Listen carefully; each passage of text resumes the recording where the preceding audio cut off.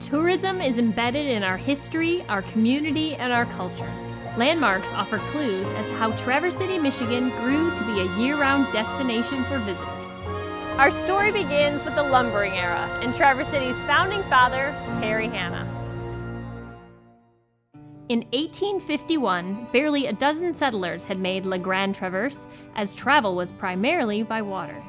Drawn to the vast pine forests that covered this land, Hanna and his Chicago partners purchased a mill and 200 acres, what is now downtown Traverse City. Over 35 years, Hanna Lay & Company produced 1 billion board feet of lumber. In fact, after the Great Chicago Fire, much of the wood used to rebuild came from the Hanna Lay Company. Hanna oversaw operations from a small cottage near the mill until convinced by his wife to build a retirement home that suited his community stature. His 1893 Queen Anne Mansion on 6th Street was a showpiece then as it is now, with over 40 rooms built from native hardwoods.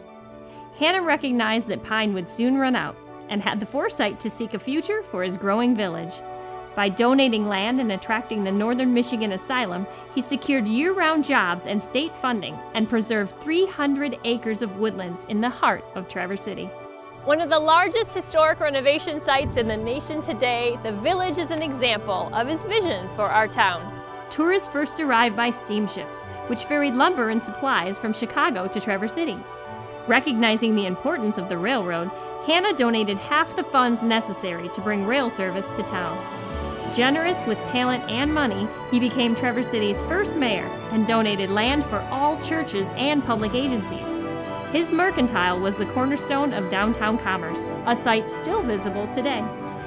Northern Michigan attracted visitors who flocked to the countryside for fresh air, swimming, and relaxation.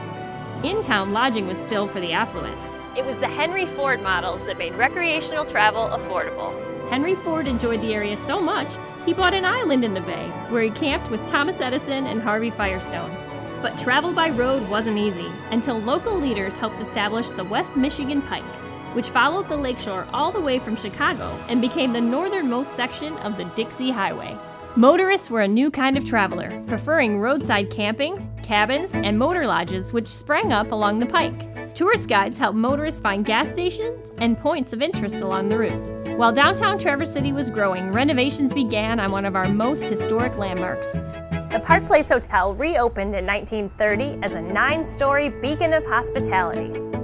Did you know it's actually a lighthouse, which is still used for navigation and as a symbol of welcome to all travelers?